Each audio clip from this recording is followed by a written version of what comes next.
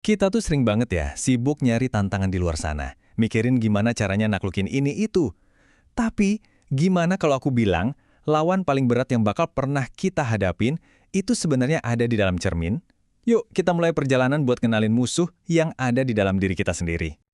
Coba deh, jujur sama diri sendiri bentar aja. Pernah nggak sih kamu ngerasa kalau musuh terbesar kamu itu bukan orang lain, bukan keadaan, tapi ya diri kamu sendiri? Nah, perasaan itu, pertarungan batin itu yang bakal kita bedah bareng-bareng sekarang. Ini dia nih kenyataannya, seringkali tantangan terbesar kita itu bukanlah soal ujian yang susah atau omongan orang lain. Bukan. Musuh yang sebenarnya itu ya ada di dalam diri kita. Kita ngomongin soal rasa malas yang nahan-nahan kita, emosi yang kadang meledak-ledak, dan bahkan keinginan kita buat selalu dapat pujian dari orang lain. Oke, buat benar-benar ngerti pertarungan ini, kita perlu mundur dikit nih buat ngelihat desain dasar jiwa manusia. Ini bukan soal kita itu punya cacat atau kelemahan ya, tapi ini soal dua kekuatan besar yang emang udah diinstal di dalam diri kita dari sananya. Coba bayangin deh jiwa kita itu kayak software yang udah disiapin dengan dua program. Satu program kebaikan dan satu lagi program keburukan. Konsep ini tuh dijelasin dengan indah banget di Al-Quran, di mana Allah berfirman bahwa Dia mengilhamkan kepada jiwa itu jalan kefasikan dan ketakwaannya. Artinya, kita semua, tanpa terkecuali, punya potensi buat jalan kedua arah itu. Jadi, ada dua kekuatan yang kayak lagi tarik tambang di dalam diri kita. Di satu sisi, ada potensi fujur yang narik kita ke arah hal-hal negatif. Di sisi lain, ada potensi takwa yang ngajak kita ke arah kebaikan. Nah, bagian paling pentingnya apa? Kita yang pegang kendali. Setiap hari, setiap saat, kita milih potensi mana yang mau kita kasih makan dan kita kuatin. Oke, cukup ya teorinya. Sekarang kita lihat gimana sih wujud nyata dari potensi fujur atau keburukan ini di kehidupan kita sehari-hari. Ini nih musuh-musuh yang mungkin kamu kenal banget, apalagi kalau kamu seorang pelajar. Musuh nomor satu. Mungkin ini yang paling akrab sama kita semua. Siapa lagi kalau bukan rasa malas dan bestinya yaitu menunda-nunda pekerjaan. Dia ini benar-benar pencuri waktu dan pembunuh potensi paling jago. Hayo ngaku, familiar banget kan sama hal-hal ini?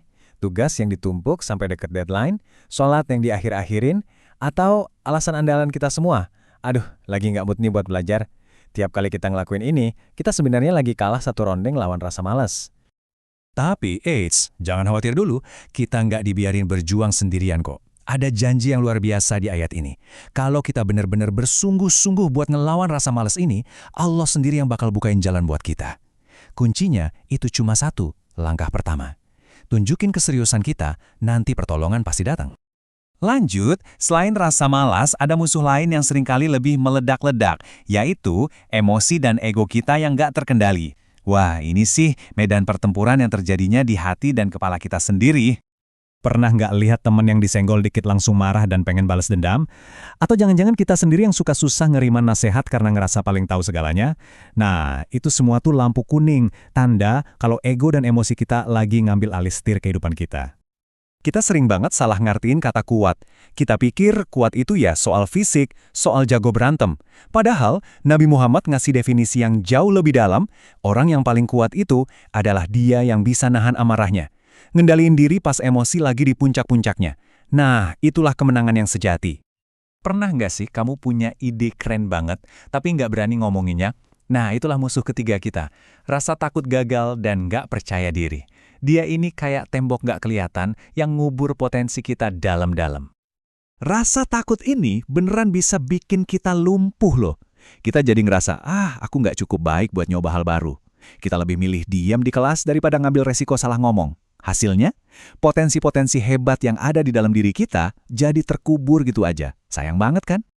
Nah, setiap kali kamu ngerasa nggak mampu atau ngerasa bebanmu berat banget, coba deh ingat pengingat yang luar biasa ini.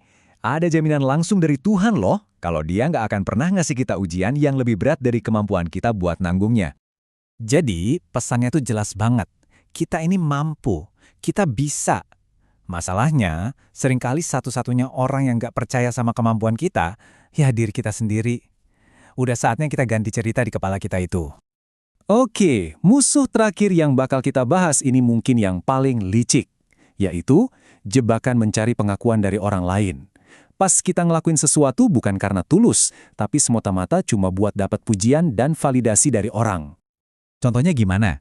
Mungkin kita ngelakuin sesuatu cuma biar dibilang keren, Atau kita ikut-ikutan temen ngelanggar aturan biar diterima di geng. Atau bahkan kita cuma bersikap baik pas lagi dilihatin guru atau orang tua aja. Ini semua tanda ketidaktulusan yang sebenarnya ngerusak niat baik kita. Al-Quran bahkan punya istilah khusus buat ini, yaitu riya atau pamer. Dan ini dianggap bahaya banget karena bisa ngerusak nilai dari semua perbuatan baik kita. Jadi tantangan sesungguhnya adalah, bisakah kita jadi orang yang sama baiknya baik pas lagi dilihatin banyak orang maupun pas kita lagi sendirian? Oke, kita udah kenalan sama musuh-musuhnya. Sekarang, bagian paling penting nih, gimana cara menangnya? Tenang, ada kok strateginya. Ada 3 langkah praktis yang bisa kita lakuin buat mulai ngambil alih kendali. Ini dia rencana pertempuran kita. 1. Muhasabah. Kita harus berani ngaca dan jujur sama diri sendiri. 2. Buat target. Kita butuh tujuan yang jelas, bukan cuma pengen doang. Dan yang ketiga, yang paling penting, minta bantuan Allah. Kita harus sadar kalau perjuangan ini butuh pertolongan dari Yang Maha Kuat. Buat langkah pertama, muhasabah. Coba deh jadiin ini kebiasaan. Setiap sebelum tidur, luangin 5 menit aja. Tanya ke diri sendiri 3 hal simpel ini. Hari ini aku udah jujur belum? Aku udah belajar beneran belum? Dan pertanyaan pamungkasnya, hari ini siapa yang menang? Aku atau hawa nafsuku? Jadi, kamu udah tahu kalau medan perangnya itu ada di dalam dirimu sendiri. Kamu juga udah punya peta dan strateginya. Pertanyaannya sekarang sederhana banget. Pertarungan kecil mana yang bakal kamu pilih buat kamu menangkan hari ini?